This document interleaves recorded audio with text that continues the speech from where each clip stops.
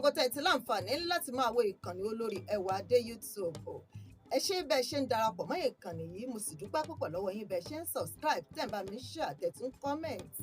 Ìròyìn ló dé sí ojú òwòrán yín lákòókò yìí. Jọ̀gbọ́n Queen Tóyìn Zainab Adéníjì lórúkọ mi.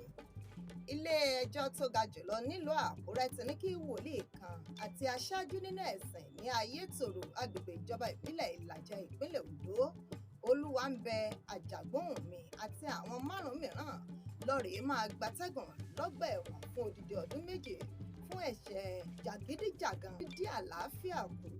Nígbà tí adájọ́ David Bọ́láwọlé ṣe ìdájọ́, ó ní Àjàgbóhùnmi àti àwọn akẹgbẹ́ rẹ̀ ni wọ́n jẹ̀bi ẹ̀sùn ẹ̀ṣẹ̀ 5 nínú ẹ̀sùn ẹ̀ṣẹ̀ 10 tí wọ́n fi kàn wọ́n láti pàṣẹ ọ́fíìsì State Attorney General àti alámòjútó fún ètò ìdájọ́.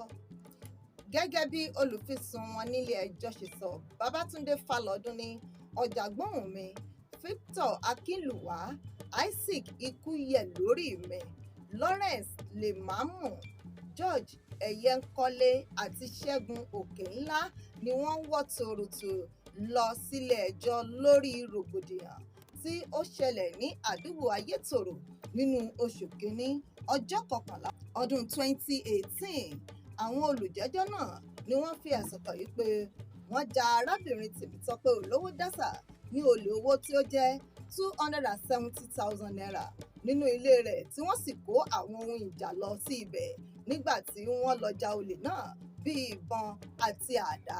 Bákan náà ni wọ́n ní àwọn ẹlẹ́wọ̀n náà àti àwọn akẹgbẹ́ wọn ni wọ́n tún fi ẹ̀sùn kàn wípé wọ́n ja Ìgòlì Akínlànà ní olè máṣíìnì ìránṣọ ńlá 4 tí ó tó 800,000 níye, plasma TV 4 tí owó tiẹ̀ náà tó 448,000 naira níye owó náírà àti káàṣì owó náírà tí ó jẹ́ 635,000 nínú ilé rẹ̀ pẹ̀lú ọ̀pọ̀lọpọ̀ ohun ìjà olóró bíi ìbọn, àdá, àáké àti bẹ́ẹ̀ bẹ́ẹ̀ lọ ni wọ́n kó lọ síbẹ̀ pẹ̀lú.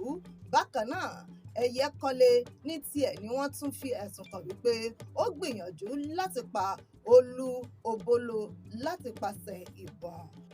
Ọkọ pa ìyàwó rẹ̀ nítorí oúnjẹ.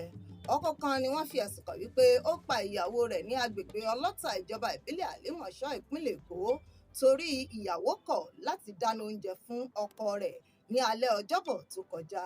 Gẹ́gẹ́ bí ìwé ìròyìn ṣe kọ wípé wàhálà náà bẹ́ sílẹ̀ nígbà tí ọkọ dé láti ibi iṣẹ́ tí ó sì rí wípé índómì lásánlàsàn ni ìyàwó òun sè fún òun jẹ tí kì í ṣe oúnjẹ tí òun fẹ́ràn rárá.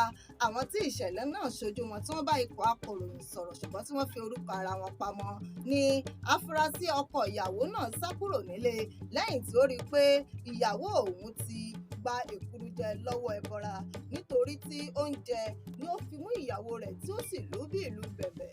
Bẹ́ẹ̀ ni ó tún sá nǹkan mọ́ lórí.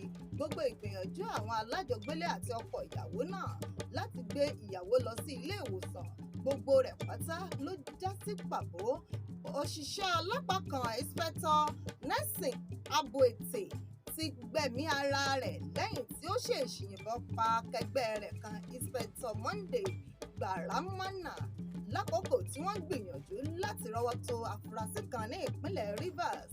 Ìṣẹ̀lẹ̀ láabi náà ló ṣẹ̀ ní ọ̀sán ọjọ́ Sunday ní Ngwo-Ulueku ìjọba ìbílẹ̀ Kana ní ìpínlẹ̀ náà. Àwọn ọlọ́pàá méjèèjì ni wọ́n jọ ṣiṣẹ́ pọ̀ ní àgọ́ ọlọ́pàá Tábà tí àwọn méjèèjì sì ní láti lọ mú afurasí Ọ̀gbẹ́ni Akere Okokpare lórí àwọn ẹ̀sùn kan tí wọ́n fi kàn án lẹ́sẹ̀ láti pàṣẹ ìyá rẹ̀. Afurasí Akere kọ̀ láti tẹ̀lé àwọn ọlọ́pàá náà, eléyìí ló fa fàákájà láàrin afurasí náà àti àwọn agbófinró. Lójijì láìròtẹ́lẹ̀ ní ìró ògbọ́ndún láti ọ̀dọ̀ Nelson Aboate tí ó ṣèèṣì yin èkejì rẹ̀ Gbaramana níbọn tí ìyẹn sì farapa yánnayànna. Aboate àti ìyá Akere gbìyànjú láti sáré gbé ọlọ́pàá tó farapa náà lọ sí ilé ìwòsàn ṣùgbọ́n níbi tí wọ́n ti ń lọ lójú ọ̀nà ni epo ti tán nínú mọ́tò eléyìí tí wọ́n fi ń gbé agbófinró náà lọ sílé ìwòsàn tó sì ṣe bẹ́ẹ̀ gbẹ́mìí mì. nígbà tí Inspector Monday rí i wípé ẹnìkejì òun ti gbèkúrú jẹ lọ́wọ́ ẹbọra lọ́gán ni ó mú ìbọn eléyìí tí ó yìn lu akẹgbẹ́ rẹ̀ tí ó sì yìn fún ara rẹ̀ tí ó rọ̀ ìbọn jẹ. Alukoro fún iléeṣẹ́ ọlọ́pàá ìpínlẹ̀ náà Grace Iringekoko fìdí ìṣẹ̀lẹ̀ náà múlẹ̀. Kò ní jù báyìí lọ fún ìròyìn ní àkókò yìí. Ẹ ṣeun bẹ́ẹ̀ ṣe ń darapọ̀ mọ́ ìkànnì Olórí Ẹwà dé YouTube. Mo dúpẹ́ púpọ̀ lọ́wọ́ yín o. Ẹ̀yin náà bá mi subscribe sórí ìkànnì yìí. Ojú tẹ fún wò mí ò ní fọ́, etí tẹ fún gbọ́ mi ò ní di. Láyọ̀ lèmi àti yín ó pàdé. Ẹ ṣeun, mo dúpẹ́, ó dìgbà kan náà.